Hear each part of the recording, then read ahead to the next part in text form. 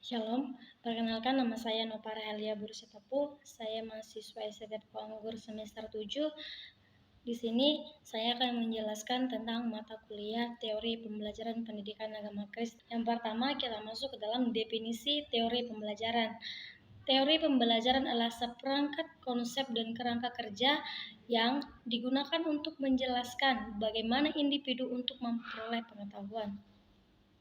Teori pembelajaran pendidikan agama Kristen terdapat beberapa poin kunci. Yang pertama yaitu konsep pembelajaran.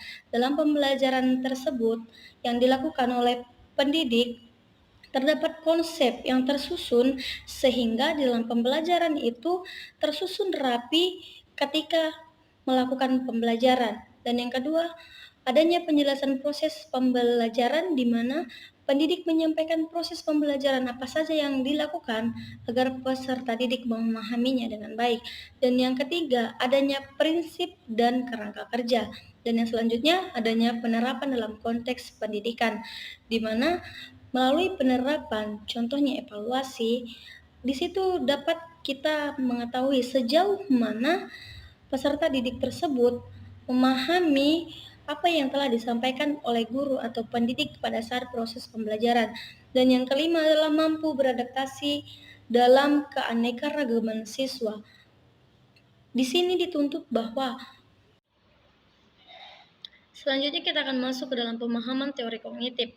Teori kognitif adalah pendekatan yang dilakukan secara psikologi yang menekankan pada peran proses kognitif. Yang pertama, beberapa aspek dalam teori kognitif, yaitu adanya pemrosesan informasi berfokus pada pemikiran seorang individu untuk memproses informasi yang ada. Yang kedua adalah peran pemikiran dan pemahaman, mengakui sentral pemikiran dan pemahaman yang dalam pembentukan perilaku, aktivitas seperti pengenalan pola, pengambilan keputusan, dan penyelesaian masalah. Struktur kognitif mengacu pada susunan mental, konsep pengetahuan, dan skema yang dimiliki oleh individu, dan adanya pengalaman dan interaksi, karena penting untuk berkembang melalui interaksi dan pengalaman. Jadi kognitif ini berkembang melalui interaksi dan pengalaman dari seorang individu. Dan seorang siswa juga harus berpikir kritis dan melakukan evaluasi di setiap pembelajaran yang dilakukan di dalam kelas yang disampaikan oleh pendidik. Adapun penerapan prinsip kognitif dalam penyampaian ajaran agama Kristen, yang pertama, mengaktifkan pengetahuan awal dan keyakinan siswa sebagai dasar untuk pembelajaran. Yang kedua, menyampaikan informasi agar mudah dipahami oleh siswa menggunakan struktur yang jelas melalui konsep pembelajaran dan susunan pembelajaran yang jelas. Dan yang ketiga, mendukung partisipasi aktif siswa memfasilitasi pemahaman lebih baik. Dan yang selanjutnya, melibatkan siswa dalam diskusi kelompok, simulasi atau permainan peran yang melibatkan pemikiran kritis dan menerapkan ajaran Kristen dalam situasi kehidupan nyata.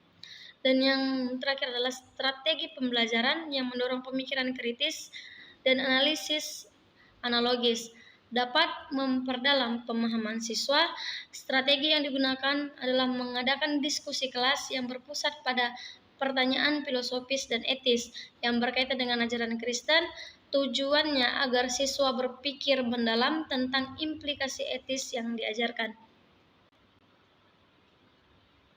Jadi teman-teman semua dapat diketahui bahwa melalui proses pembelajaran pendidikan agama Kristen, di sini seorang pendidik dan seorang peserta didik harus mampu memahami serta melakukan proses keaktifan di dalam kelas, sehingga dalam suatu pembelajaran itu tidak ada yang namanya kecanggungan atau siswa malu bertanya, malu mengargumentasikan pertanyaan, mengeluarkan pertanyaan mereka.